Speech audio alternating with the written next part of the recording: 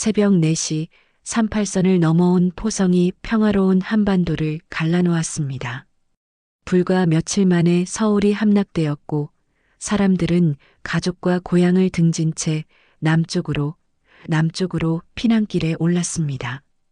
이 이야기는 그 혼란 속에서 만난 세 사람의 운명에 관한 것입니다. 1950년 12월 흥남부두 강원도 산골 마을에서 살던 16살 소녀 김순희는 가족을 모두 잃었습니다. 아버지는 인민군에게 끌려갔고 어머니와 동생은 폭격으로 세상을 떠났습니다. 혼자 남은 순이는 사람들의 물결을 따라 흥남부두까지 걸어왔습니다.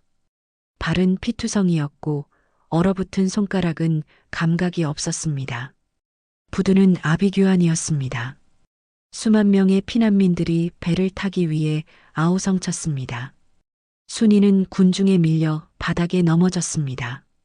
그때 누군가 그녀의 손을 잡아 일으켜 세웠습니다. 괜찮소? 25살의 육군 하사 이재혁이었습니다. 서울에서 의대를 다니다 입대한 그는 부상병들을 후송하는 임무를 맡고 있었습니다. 순이의 창백한 얼굴과 떨리는 몸을 본 재혁은 자신의 군복 외투를 벗어 그녀에게 입혔습니다. 여기 있으면 위험합니다. 제 뒤를 따라오세요. 재혁은 순이를 부상병 수송선으로 안내했습니다. 규정을 어기는 일이었지만 그는 차마 이 어린 소녀를 추위 속에 버려둘 수 없었습니다. 배 안에서 순이는 또 다른 사람을 만났습니다.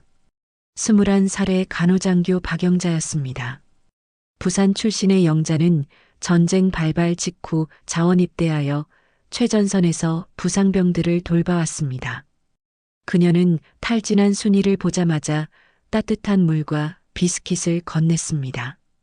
얘야, 이제 안전해. 천천히 먹어. 영자의 부드러운 목소리에 순이는 처음으로 눈물을 흘렸습니다. 지난 몇 달간 살아남기 위해 참아왔던 모든 감정이 한꺼번에 터져 나왔습니다. 그렇게 세 사람은 부산으로 향하는 배 위에서 운명적으로 만났습니다. 하지만 이것은 시작에 불과했습니다. 1951년 봄 흥남 철수작전 이후 재혁은 부산의 임시 야전병원에 배치되었습니다. 영자도 같은 병원에서 근무하게 되었고 순이는 영자의 도움으로 병원 보조원으로 일하게 되었습니다. 봄이 왔지만 전쟁은 계속되었습니다. 매일 수십 명의 부상병들이 실려왔고 의료진은 잠도 제대로 자지 못한 채 환자들을 돌봤습니다. 순이는 처음에는 피를 보는 것도 무서워했지만 점차 용기를 내어 붕대를 감고 물을 나르는 일을 도왔습니다. 어느 날 저녁 재혁이 수술을 마치고 나왔을 때 영자가 복도에서 주저앉아 울고 있었습니다. 하루에 15명의 환자가 숨을 거뒀고 그중 한 명은 영자의 고향 친구였습니다. 선생님, 저는 이렇게 무력합니다. 아무것도 할 수 없어요. 재혁은 조용히 그녀 옆에 앉았습니다. 박중희, 오늘 우리가 살린 사람이 몇 명인지 아십니까? 32명입니다. 당신이 없었다면 그들 중 절반도 살지 못했을 겁니다. 영자는 눈물을 닦으며 고개를 들었습니다. 재혁의 눈에도 피로와 슬픔이 가득했지만 그 안에는 포기하지 않는 의지가 빛나고 있었습니다. 그때 순이가 따뜻한 보리차 2잔을 들고 왔습니다. 선생님, 언니, 이거 드세요. 제가 직접 끓였어요. 16살 소녀의 순수한 미소가 두 사람의 지친 마음을 조금이나마 위로했습니다. 그날 밤 세 사람은 병원 옥상에 앉아 별을 바라보며 이야기를 나눴습니다. 전쟁이 끝나면 뭐 하고 싶어요? 순이가 물었습니다. 재혁이 대답했습니다. 의사가 되고 싶습니다. 제대로 된 병원을 차려서 가난한 사람들도 치료받을 수 있는 그런 곳을 만들고 싶어요. 영자가 이어서 말했습니다. 저는 간호학교를 만들고 싶어요. 더 많은 간호사들을 키워서 아픈 사람들을 돌볼 수 있게요. 순이는 잠시 생각하다가 말했습니다. 저는 제가 뭘 할 수 있을지 모르겠어요. 하지만 선생님과 언니처럼 누군가를 도울 수 있는 사람이 되고 싶어요.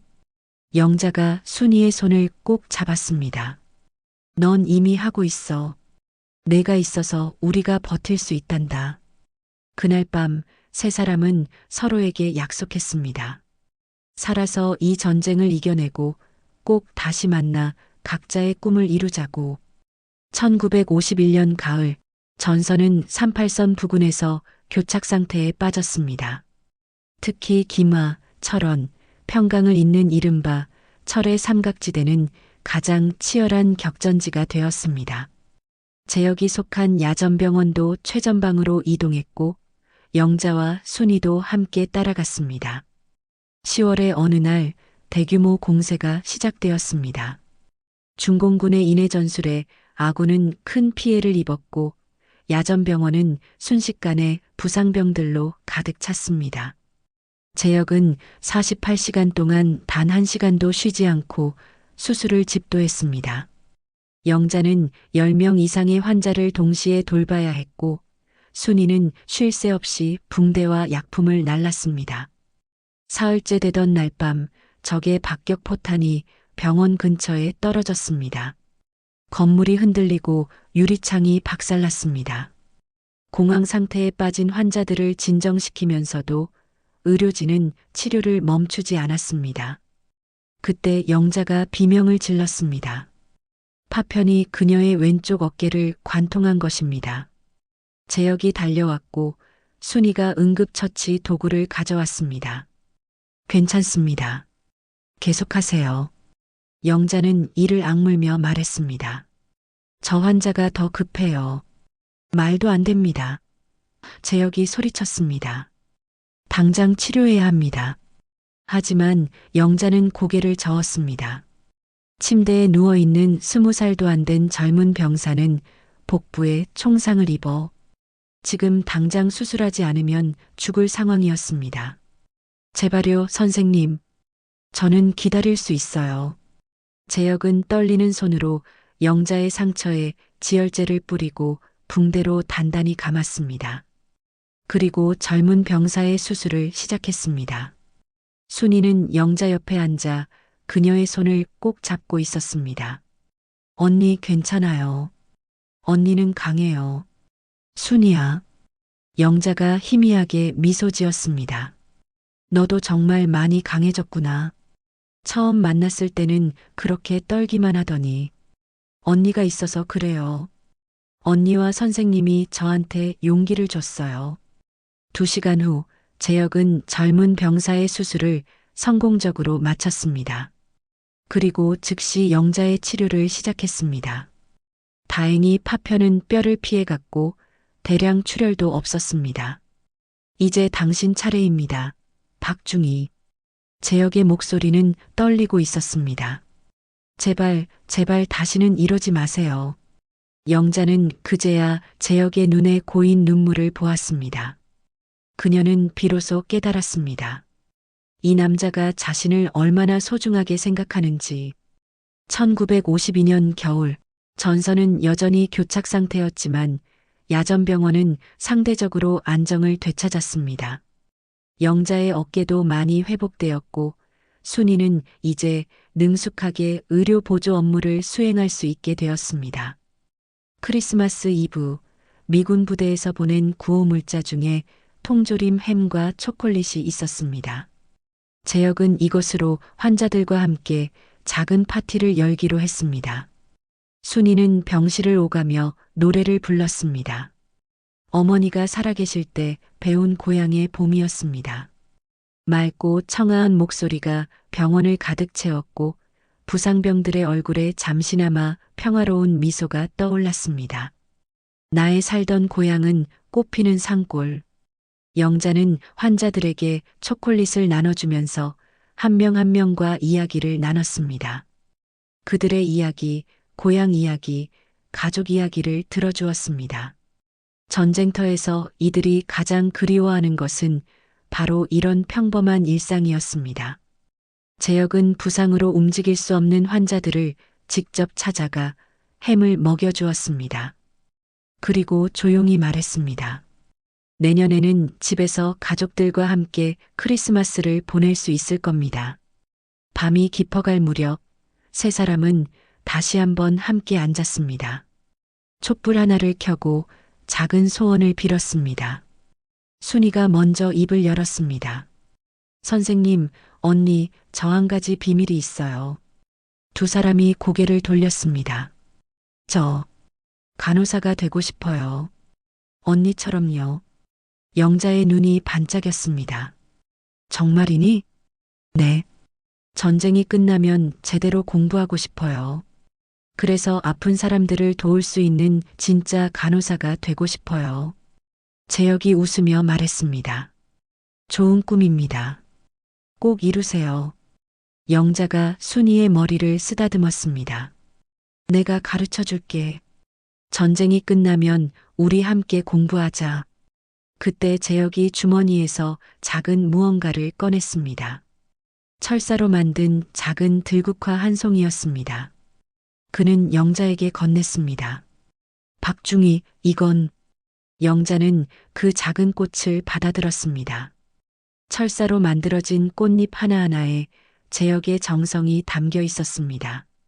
전쟁터에서는 진짜 꽃을 구할 수가 없어서 보잘것없지만 받아주십시오. 영자는 눈물을 글썽이며 고개를 끄덕였습니다. 고맙습니다, 선생님. 순이가 장난스럽게 말했습니다. 언니, 얼굴이 빨개졌어요. 세 사람은 웃음을 터뜨렸습니다. 전쟁터 한가운데 크리스마스 이브의 기적 같은 순간이었습니다. 1953년 7월 27일, 마침내 총소리가 멈췄습니다. 3년 1개월 동안 이어진 전쟁이 휴전으로 끝났습니다. 하지만 평화는 오지 않았습니다. 남과 북은 여전히 분단되어 있었고 수많은 가족들이 헤어진 채였습니다. 야전병원은 서울로 복귀했고 재혁은 예편을 앞두고 있었습니다. 그는 다시 의대로 돌아가 학업을 마칠 계획이었습니다. 영자도 제대를 준비하고 있었고 순이는 영자의 도움으로 간호학교 입학을 준비하고 있었습니다. 하지만 갑작스러운 소식이 전해졌습니다. 재혁이 고향인 황해도에 홀로 계신 어머니를 찾아야 한다는 것이었습니다. 휴전선이 그어지면서 재혁의 어머니는 북쪽에 남게 되었습니다. 가야 합니다. 재혁은 단호하게 말했습니다. 어머니를 찾아야 해요. 영자가 그의 손을 잡았습니다. 위험합니다. 아직 상황이 불안정해요. 알고 있습니다. 하지만 어머니는 혼자이십니다. 저 말고는 아무도 없어요. 순이가 울먹이며 말했습니다. 선생님, 꼭 돌아오실 거죠? 재혁은 순이의 머리를 쓰다듬었습니다. 물론이지. 약속할게. 그리고 순이, 너 열심히 공부해서 훌륭한 간호사 되는 거야. 마지막 밤 재혁과 영자는 한강변을 걸었습니다. 여름밤의 강바람이 부드럽게 불었습니다. 박중희, 영자라고 부르세요. 이제 우리 군인 아니잖아요. 영자 씨. 재혁이 그녀의 손을 잡았습니다. 제가 돌아오면, 제가 정말로 돌아오면 저와 결혼해 주시겠습니까? 영자는 눈물을 흘리며 고개를 끄덕였습니다. 기다릴게요. 몇 년이 걸리든 꼭 기다릴게요. 그들은 한강다리 아래에서 오랫동안 포옹했습니다.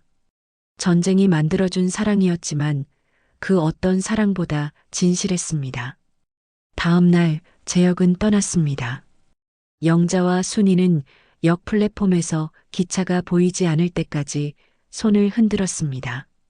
1953년 가을, 기다림. 한 달이 지났습니다. 재혁에게서 아무 소식도 없었습니다.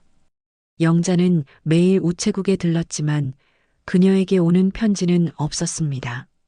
순이는 간호학교에 입학했지만 공부에 집중할 수가 없었습니다.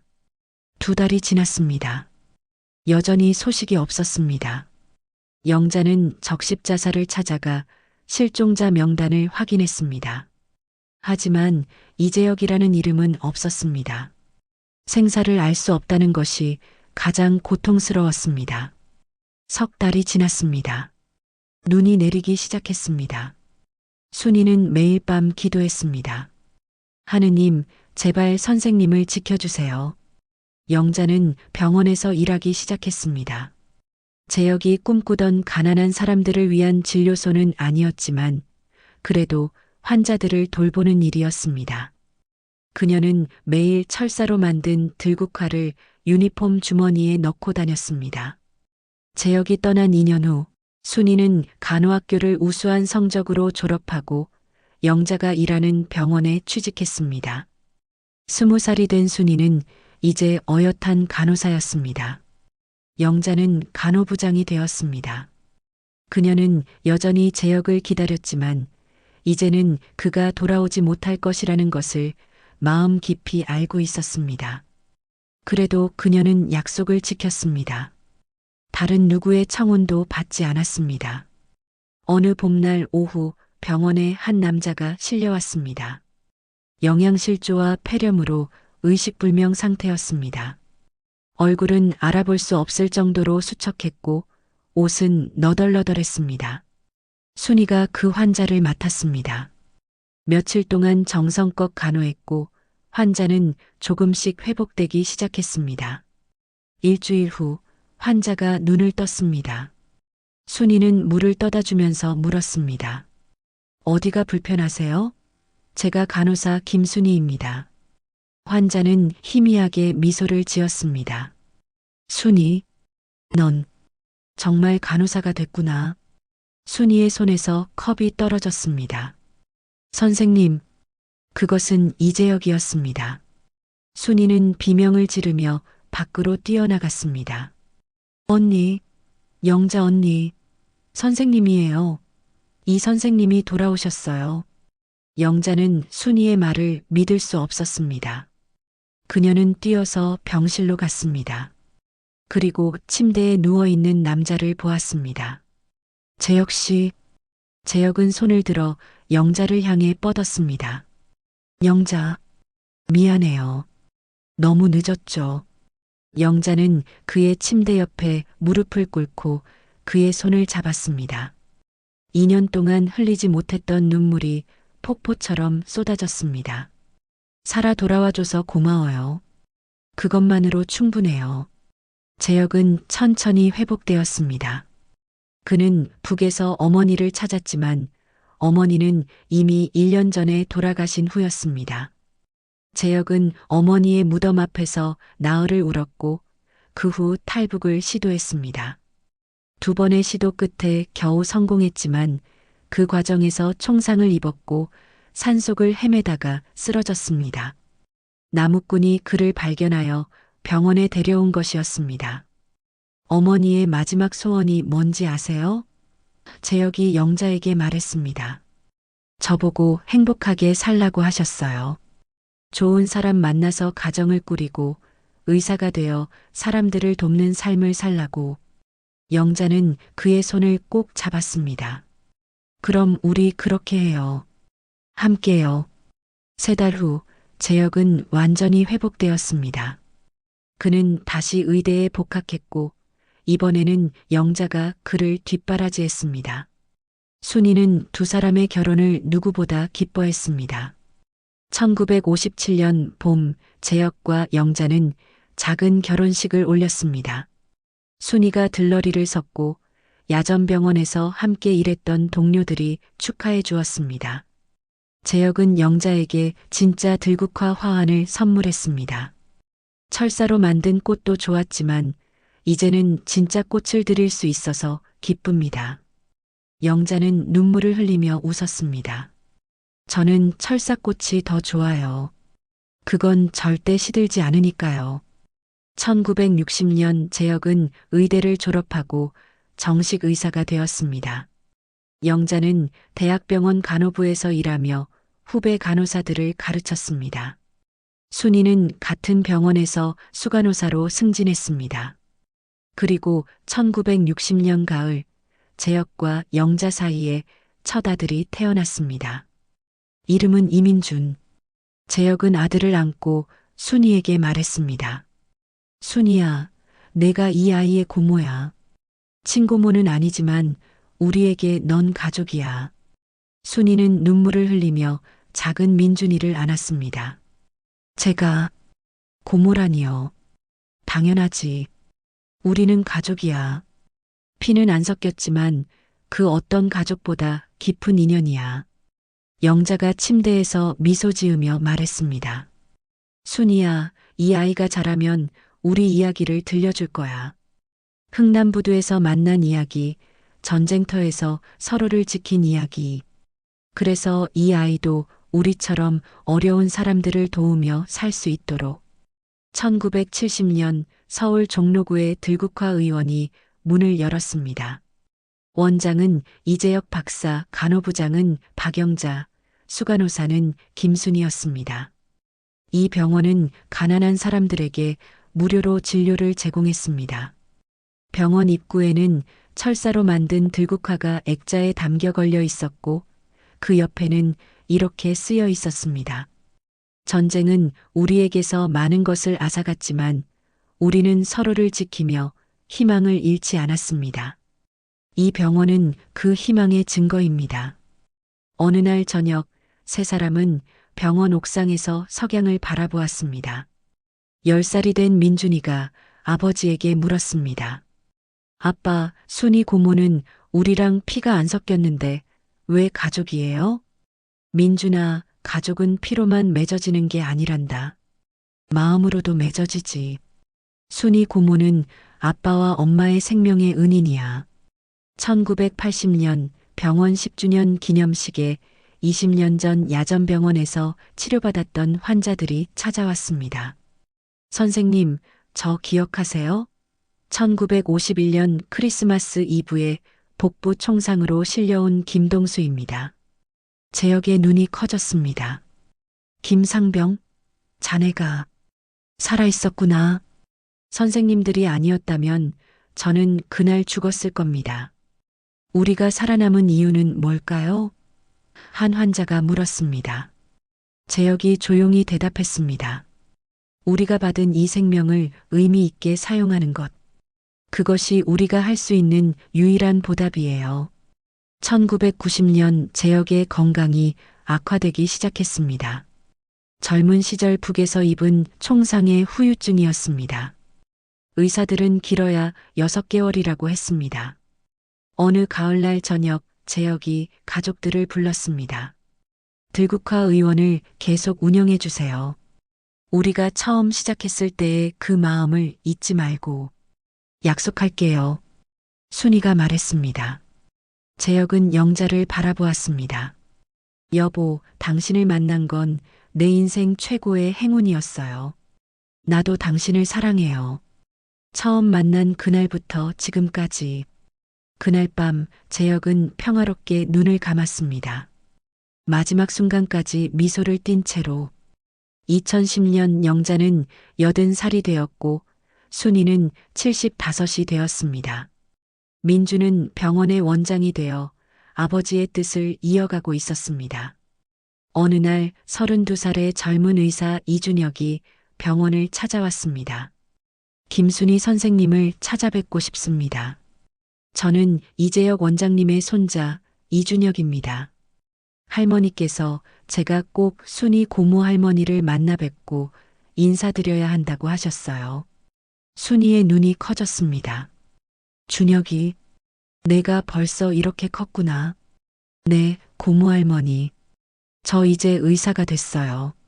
그리고 할아버지와 할머니의 뜻을 이어 이곳에서 일하고 싶습니다. 순이는 눈물을 흘렸습니다.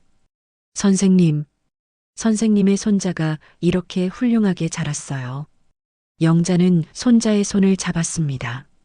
내 할아버지가 꿈꾸던 세상을 만들고 싶어 하셨지. 내가 그 꿈을 이어간다니 할아버지가 얼마나 기뻐하시겠니. 2015년 영자는 85이 되었습니다.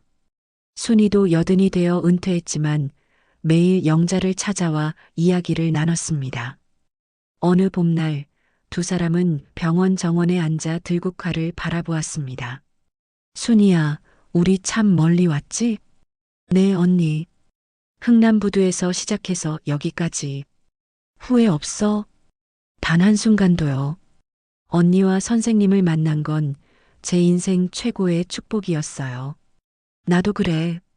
전쟁이 모든 걸 빼앗아갔지만 너와 재혁을 만나게 해줬어. 그게 전쟁이 준 유일한 선물이었어. 그해 가을, 영자는 평화롭게 세상을 떠났습니다. 순이는 영자의 관 앞에 철사로 만든 들국화를 놓았습니다. 65년 전 재혁이 영자에게 선물했던 바로 그 꽃이었습니다. 언니 고마웠어요. 이제 가서 선생님을 만나세요. 그리고 행복하세요. 6.25 전쟁 75주년 들국화 의원 기념관에는 세 사람의 사진이 걸려 있었습니다. 젊은 시절의 재혁, 영자, 순이. 그들은 야전병원 앞에서 환하게 웃고 있었습니다. 사진 아래에는 글귀가 새겨져 있었습니다. 전쟁은 우리에게서 많은 것을 빼앗아 갔습니다. 하지만 우리는 서로를 지키며 희망을 잃지 않았습니다. 이 병원은 그 희망의 증거이며 사랑의 유산입니다. 우리는 잊지 않을 것입니다. 그들의 희생을, 그들의 사랑을, 그들의 꿈을. 창밖 정원에는 진짜 들국화들이 바람에 흔들리고 있었습니다. 척박한 땅에서도 피어나는 그 꽃들처럼 세 사람의 사랑과 희망은 75년이 지난 지금도 여전히 많은 사람들의 마음속에서 피어나고 있었습니다.